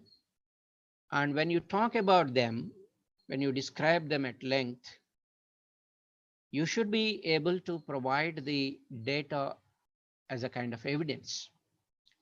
If you say we have student-centric methods, okay, what are the methods you are doing, you are following?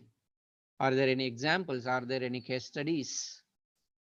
Student-centric methods like experiential learning, participatory learning, problem-solving methodologies are used for enhancing learning experiences. When you say that, you should be in the qualitative metric, you can be explaining it at length, but there is a word limit, my dear friends. But after that, you have to provide the required data as asked, and also as under additional information also you can provide. NAAC will validate both the qualitative metrics and quantitative metrics in comparison. And then percentage of teachers using ICT for effective teaching with learning management systems, e-learning resources. NAAC will ask for SSR, will ask for the data of each and every teacher. What are the tools they have prepared? What are the topics? So for 5 years, we need to provide this data. Ratio of students to mentor for academic and stress related issues. You have to focus on your ward counseling system. You see, in most of the colleges, ward counseling system does exist, but it's not functioning properly. I'm very sorry to say that. And then preparation and adherence to academic calendar and teaching plans by the institution. My dear friends, before you try to answer each prompt, try to think of its validity. Why that particular prompt is posed? What is NAAC trying to test or ask or aim at?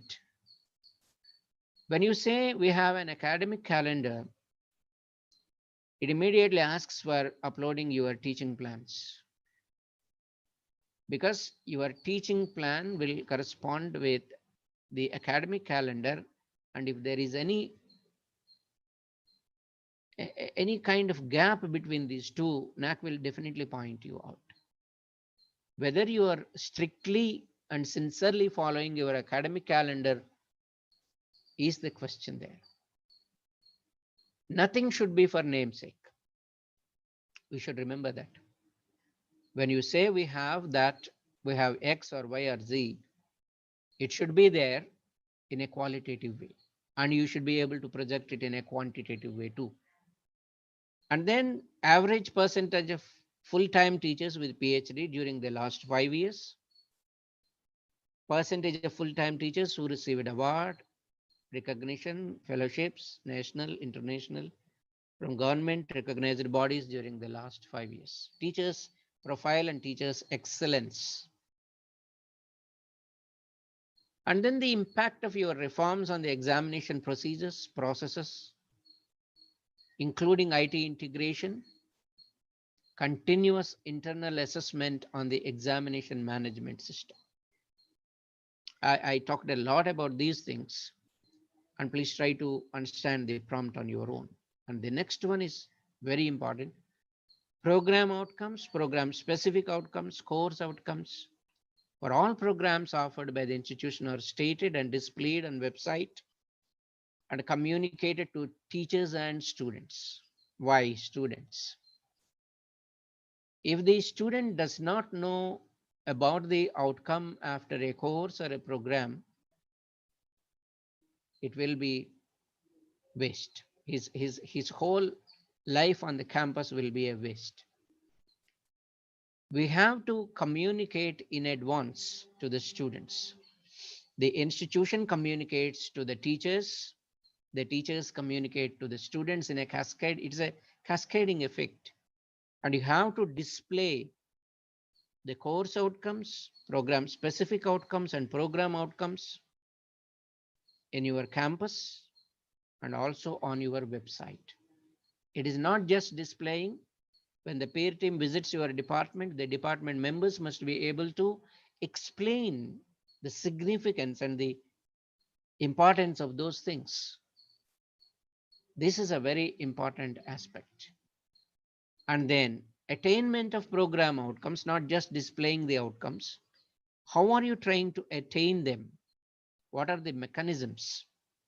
Attainment of program outcomes, program specific outcomes, and course outcomes are evaluated. How are you evaluating every year? It is not displaying on the wall or on the website once. You have to evaluate every year. You have to map and evaluate every year. And then the online student satisfaction survey regarding teaching learning process in an impartial, unbiased, and constructive way. So now let's focus on the quantitative metrics.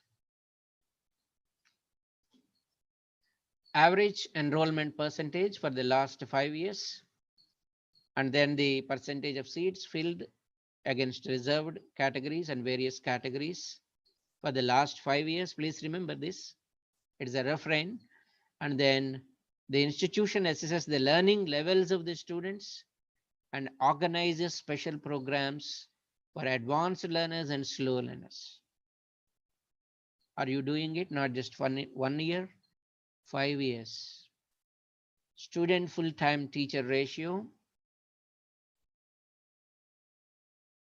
and then the ratio of mentor to students for academic and other related issues, your ward counseling and mentoring system, full-time teachers sanctioned against sanctioned posts for the last 5 years, highest qualifications of the teachers for the last 5 years, average teaching experience of full-time teachers in the same institution, please underline this. Mechanism of internal assessment is transparent and robust in terms of frequency and mode. I talked about this also. Let us not make the internal assessment process a farce. We need to focus on the quality of assessment. Mechanism to deal with internal examination related grievances is transparent, time-bound, and efficient.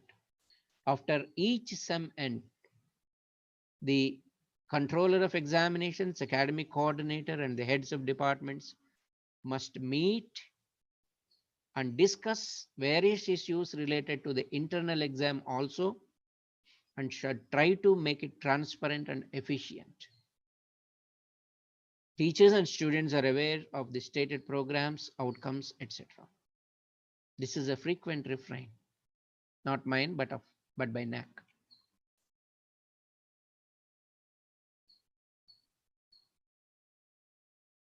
How are the course outcomes and program outcomes evaluated? What about the pass percentage for the last 5 years? Total number of final year students who passed the university exam year-wise during the last 5 years, and then the student satisfaction survey. So these are the parameters, quantitative metrics and qualitative metrics. Okay, we do that.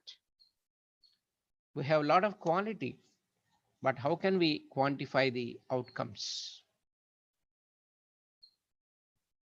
You see, some of my friends say, sir, we are all teachers, we are all intellectuals.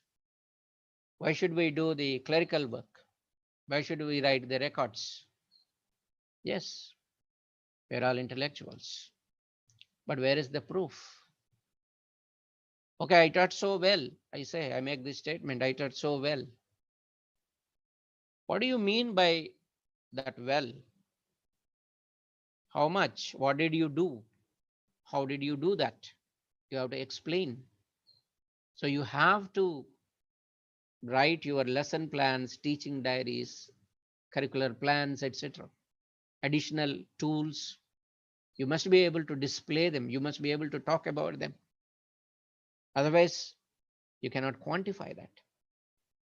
I delivered so many lectures, so many. Okay, how can you quantify that? How many did you do? What is the target group? What are the topics? What about the feedback on those things? I completed many webinars. One of my friends was saying, sir, I got 500 webinar certificates during this COVID. Oh my God. Okay. You know, nowadays attending a webinar or a web conference has become very easy. In the classroom, you say the student has mentally switched off his mind, right? Physical presence, body absence, etc. We comment on the students. But technology, thanks to technology, it has given another dimension that you can just keep it on and you can vanish from there. You can attend n number of webinars, but what about the quality? I'm an English teacher, and if I say I attended 50 webinars about with reference to zoology or botany, how funny it is, how ridiculous it is. Is it relevant? Is it conducted by a university or a state national body or an autonomous college? What is the significance of the webinar? What is the relevance of it? All these things we need to talk about. This is quantification. And NAAC wants you to quantify these things. So to quantify these things, we need to focus on the departmental records. What are the records we should prepare for quantification? You have the departmental minutes. When you try to upload documents for 5 years, you should be ready with all these things. You have the departmental minutes, the departmental activity register with a format. Each activity must have the objectives, procedure, outcome, feedback. Everything should be mentioned.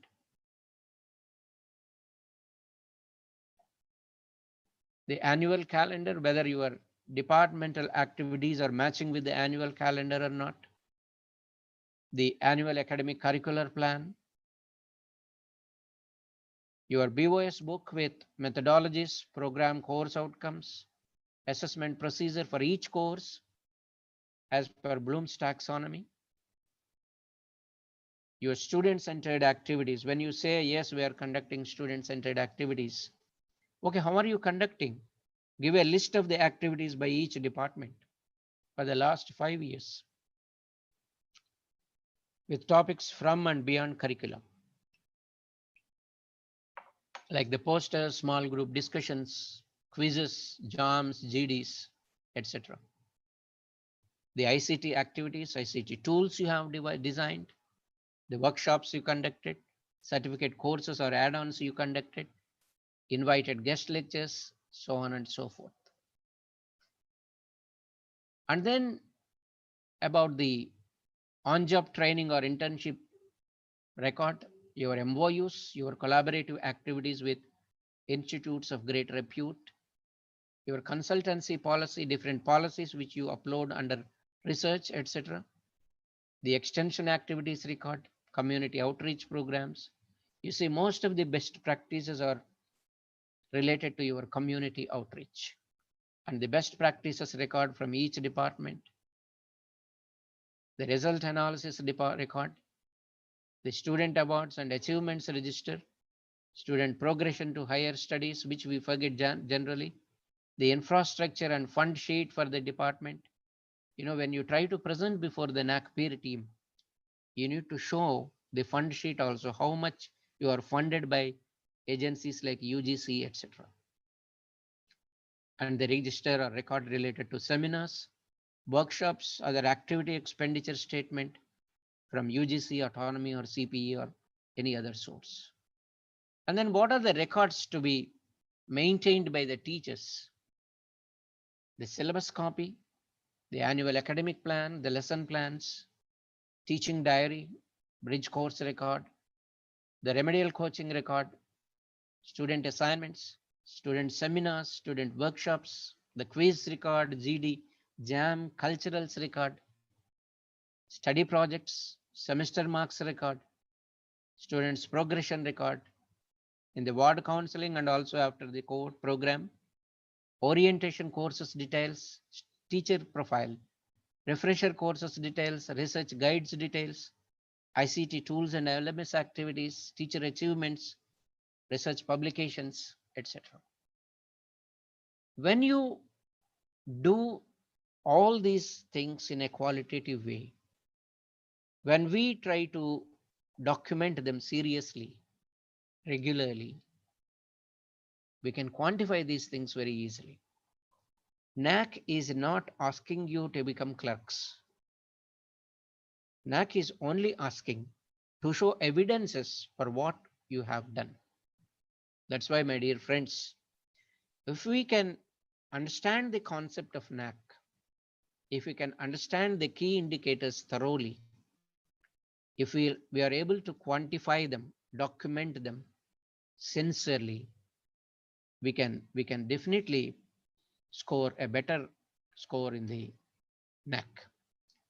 Yeah, if you have any queries, you can raise your hand. We can have a brief discussion. Hello. Hello.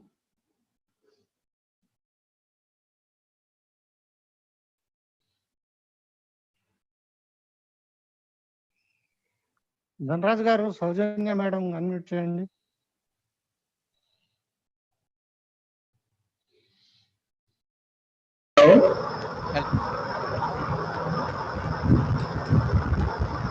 Please, anybody have questions? Please raise your hands. I will unmute. Yes, there is one from Karnasri Kosuri. Sir, could you please explain about MOU? Right, there is no fixed format for MOU, ma'am, but this memorandum of understanding must be between your institution and the other institution. Nowadays, it is asking on a legal bond paper, maybe a 100 rupee document will be enough for that. And you see, when you try to fix an MOU, when you try to fix an MOU between the two institutions, you have to specify very clearly whether it is for student exchange or teacher exchange or infrastructural exchange. Is it for any on-job training, internship, etc.? You have to fix it carefully, and both the parties should sign on that. And it will be better if it is, if it is free from any money or any financial involvement, right? And both the parties must have the copies with you, and they should be uploaded on your website, and the same should be uploaded, and maybe each MOU can be valid for 3 years. And then somebody asked for bridge course for computer science. A bridge course is a course which fills in the gaps of the students' learning. That's why when you observe your students are not good at the basics of computers, you can offer the basic things in computer science.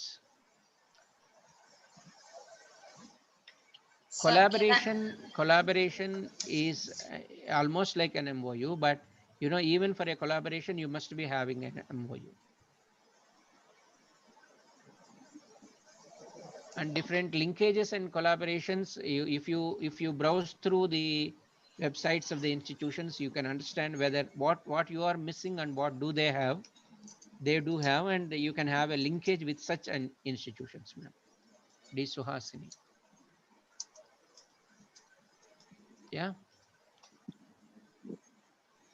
Best practices example, the best practices model is given in the NAAC manual itself, and try to go through those. And if you can browse through, as advised by Dr. Leela Mohan Garu yesterday, if you can browse through the websites of major institutions, reputed institutions, you can know about their best practices, and we can some of them can be adapted and some can be designed on our own. And please go through the NAAC SSR manual. The only solution for most of the doubts is going through the manual very seriously. Any other? Is internship possible in our degree courses? Yes, sir. The State Council has come up with certain ideas about internship also. I think we can plan about these things. And you see, we autonomous colleges can hold a seminar inviting people, experts in these areas, and we can have, I believe internship is also possible in degree courses. For example, we are offering a course in communicative English, and we have an internship with some of the local schools where our students go and teach for some time.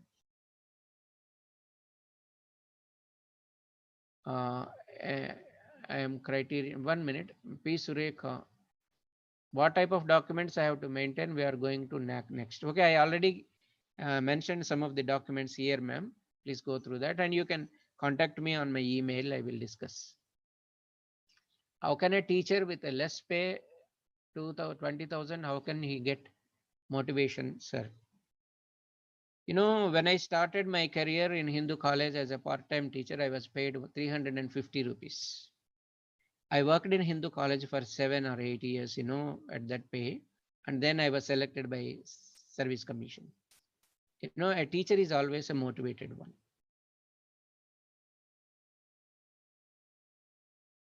Consultancy policy. This can be explained. I will share my consultancy policy with you. You know, whenever you, if you are an expert in some area, when you offer consultancy to some of the outside people, that will be a consultancy policy. And you know, from your consultancy, if you have generated any money, that should be shared with the institution, and these terms and conditions must be recorded in that consultancy policy. Okay, that's how it is framed. Times have changed, Karunasri Kosuri. Yes, times have changed. That's why we should also change, ma'am. What is LMS? Learning management system is LMS. How can we incorporate LMS in our teaching learning process? This is a very good idea.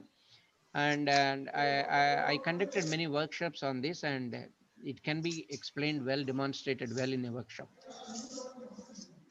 Explain course outcomes. The expectations you have after the completion of the course are course outcomes. You know, when you plan your objectives expecting the outcomes, and when the outcomes are realized, they become course outcomes. Your objectives are the initial steps, outcomes are the final steps. Thank you, Gangadhar Garu, for your compliment. Yeah, any other observations? Any other questions, sir? Please, you can ask, sir. Thank you, Nagarani Garu. PPT requested. Okay, fine. I'll say I share with the organizers.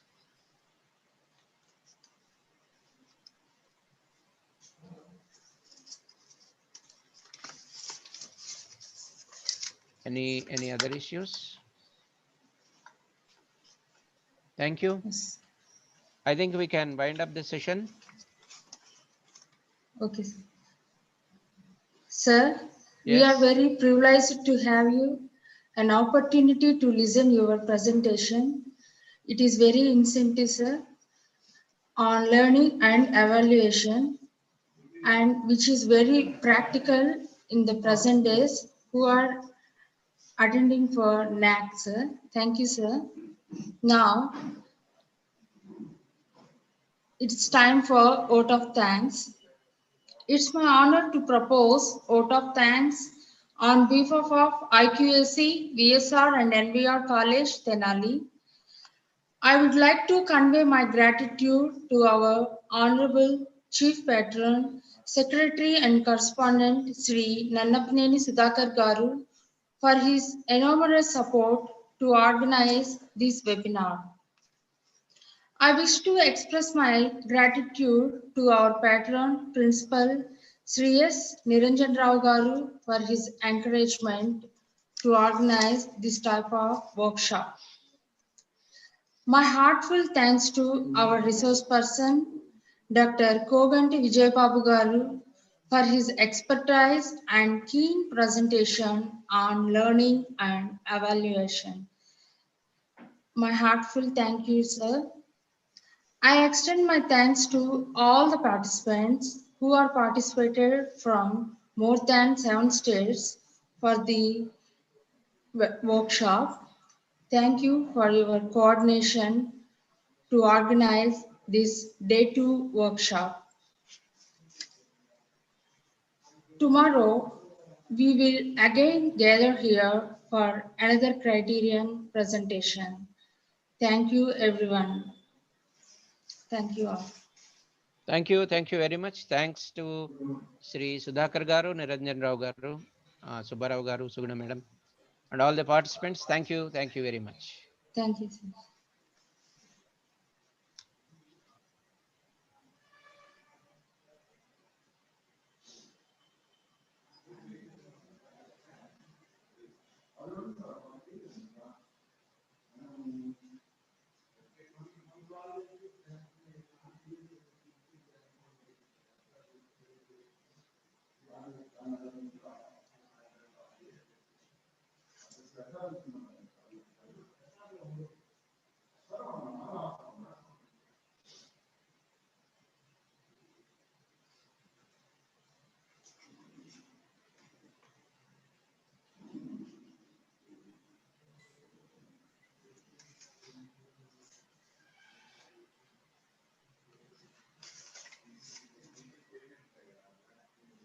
One small announcement.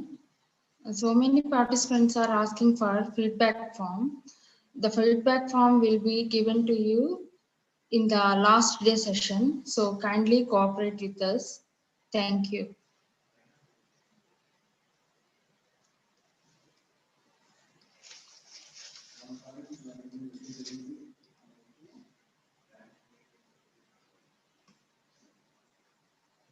Dhandra sir, can we wind Madam. up?